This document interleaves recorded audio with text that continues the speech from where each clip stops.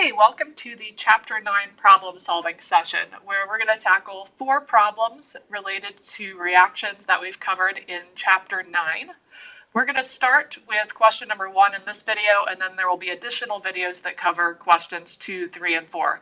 You can download and attempt on your own the worksheet. If you go to Canvas under Files, you will find the worksheet under the problem solving section there.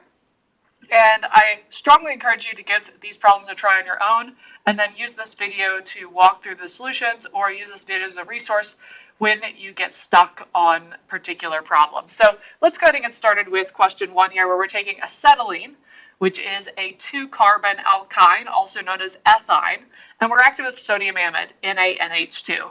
So first off, I've drawn out the structure here of acetylene.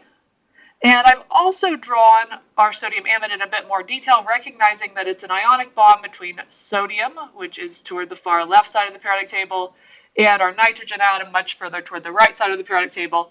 And that means that the sodium is going to have a plus charge, the nitrogen here is going to have a negative formal charge, and that nitrogen with a negative formal charge on it is quite unstable and quite basic, because by reacting as a base, using its lone pair of electrons to grab a proton, that structure will become NH3 with no formal charge, which will be a lot more stable. And so in this reaction, what's going to act as the base here in this acid-base reaction is the sodium amide, because that's what has the negative formal charge and the lone pair electrons enabling it to act as a base. And then our acid in this reaction is going to be the acetylene.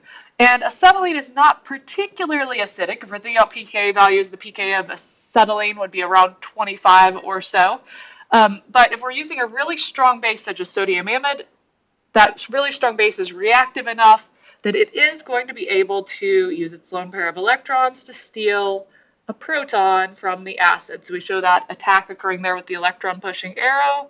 Take the bond between carbon and hydrogen and move that pair of electrons over onto the carbon, and that's going to give us our conjugate base and conjugate acid products of this reaction. So we'll go ahead and draw out the conjugate base product first, because that's what the acid becomes. The acid is always transformed into the conjugate base, and the base, on the other hand, the sodium amide, has picked up an extra proton over here.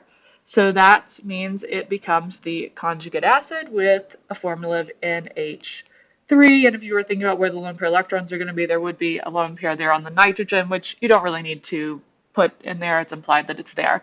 And throughout this whole process, the sodium cation is just acting as a spectator. It's just along for the ride. It's not actually participating. It is the counter ion for the anion that is present there on the reactant side and on the product side. So let's go on then to question number 2, where we're again asked to predict the product of the following acid-base reaction. And we have to first evaluate who's going to act as the acid, who's going to act as the base here. Well, if we see a structure that has a formal charge, negative formal charge specifically, and lone pair of electrons, it's safe to assume that's going to act as the base. On the other hand, our methanol with no formal charges in that structure is going to act as our acid. So then, piecing together what's happening here, I'm just going to draw out the mechanism so that we're confident in how we got to the product here. We have the business end of our base there is that lone pair of electrons on the carbon, and reacting with the acid, CH3OH. The position where we want to remove the proton is, we want to remove the proton wherever it will be able to yield the most stable product. So we're going to remove a proton from the oxygen atom here, rather than removing one of the protons from the carbon, because if we remove a proton from the carbon, that's going to create a carb anion, which is very unstable. Whereas if we remove a proton here, we're going to create an oxygen anion, which, since oxygen is a lot more electronegative than carbon, the oxygen anion is going to be a lot more stable there. So we take our lone pair of electrons, bring those over to form a covalent bond to the hydrogen, break the oxygen-hydrogen bond,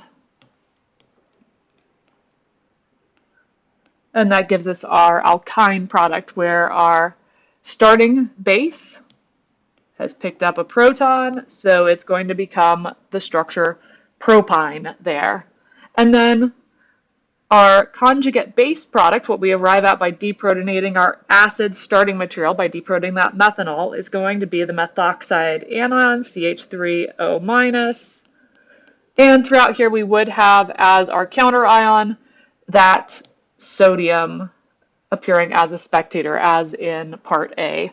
So this is going to be how we go about determining the products of these acid-base reactions. We keep in mind that of the hydrocarbons, alkanes, alkenes, and alkynes, that our alkynes are the most acidic, lowest pKa, and that means that if we react those with a very strong, unstable base, such as sodium amide that has a negatively charged nitrogen atom, that we are going to be able to create out of that reaction a conjugate base that has a carb anion. And then that carb anion is very basic, as we showed down here, because the base is able to grab a proton from the acid there.